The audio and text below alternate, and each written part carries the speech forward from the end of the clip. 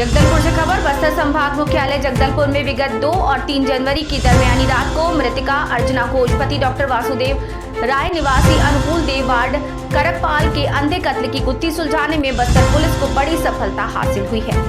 बस्तर संभाग मुख्यालय जगदलपुर में विगत 2 और 3 जनवरी की दरमियानी रात को मृतका अर्चना घोष पति वासुदेव राय निवासी अनुकूल देव वार्ड करकापाल के अंधे कत्ल की गुत्थी को सुलझाने में बस्तर पुलिस को बड़ी सफलता हासिल हुई।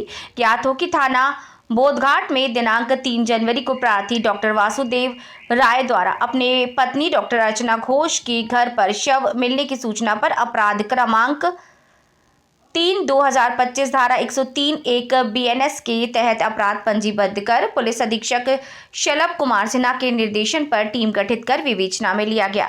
मामले की गंभीरता को देखते हुए बस्तर पुलिस द्वारा घटनास्थल का तत्काल FSL की टीम द्वारा विस्तृत निरीक्षण कराकर CCTV और तकनीकी साक्ष्यों का विश्लेषण करना प्रारंभ किया।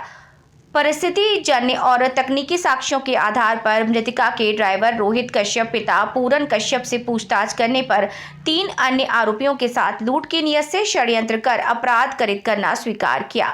चारों आरोपियों से पूछताछ करने पर आरोपियों ने स्वीकार किया कि रोहित कश्यप द्वारा घटना से पूर्व मृतका के घर पर 5 वर्षों से चालक का काम कर रहा था, जिसकी वजह से आरोपी को मृतका का आर्थिक संपन्नता और गतिविधियों की संपूर्ण जानकारी थी। आरोपी द्वारा घर में प्रवेश कर लूट करने की योजना तैयार की।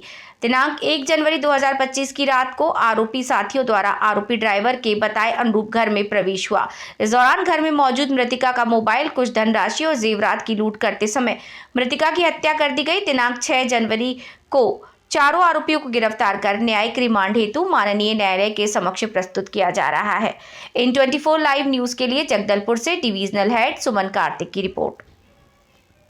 2025 को बोधघाट थाना को में सूचना मिली कि अनुकूल देव वार्ड में एक घर में एक महिला की डेड बॉडी मिली है। सूचना मिलने पर जब पुलिस वहां पहुंची तो संदिग्ध अवस्था में वो बॉडी मिली हुई थी। तत्काल फॉरेंसिक की टीम को बुलाया गया और घटनास्थल की पूरी जांच की गई। जांच के पश्चात ऐसा प्रतीत हुआ कि ये हत्या का केस है। तत्काल उनसे जुड़े सभी लोगों से हम लोगों ने पूछताछ चालू कर दी। साथ साथ अलग अलग टीमें बनाकर CCTV का अवलोकन और साइबर सेल की जो टीम है वो कॉल डिटेल्स वगैरह का, उस इलाके के मोबाइल वगैरह का अवलोकन करना उन्होंने चालू किया। इसी कड़ी में जो इनके घर में काम करने वाले मेड थे और जो ड्राइवर थे, इन सब का भी बयान लिया गया। जब बयान के पश्चात टेक्निकल डिटेल्स का अवलोकन किया गया तो कुछ विरोधाभास लगा हमको जो ड्राइवर है उसके बयान में। उसकी एक्टिविटी भी संदिग्ध लगी और उसके और मृतिका के कॉल डिटेल्स में 1-2 नंबर कॉमन मिले थे, जिसमें से एक जोसेफ कश्यप का नाम आया था। जोसेफ कश्यप को उठाया गया, उससे पूछताछ की गई तो उसने शुरुआत पहले तो पुलिस को गुमराह करने की कोशिश की, लेकिन जब फैक्ट्स उसके सामने रखे गए तो फिर वो टूट गया और फिर उसने पूरी कहानी बताई। उसने बताया कि रोहित ने ये पूरी घटना की प्लानिंग की थी। उसका उद्देश्य था कि घर में शादी होने वाली है तो कुछ पैसे और जेवर वहाँ पे रखे हुए हैं, घर में घुस करके उनको आसानी से चोरी किया जा सकता है। तो इस काम के लिए उसने जोसेफ को बताया और जोसेफ ने अपने 2 साथी नीलू बघेल और पप्पू बघेल को इन्वॉल्व किया।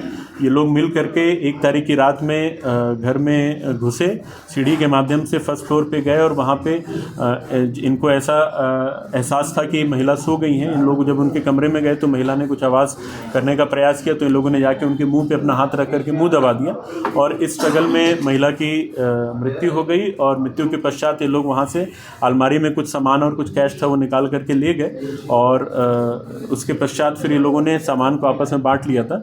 पुलिस ने जब अपनी तस्दीकी की तो इन चारों को हिरासत में लिया, इनसे पूछताछ की और जो सामान चोरी हुआ था, जो जेवर चोरी हुए थे वो भी बरामद कर लिए गए और कुछ पैसे जो थे वो भी लगभग 36,000 बरामद किए हैं। कुछ 10-15 कुछ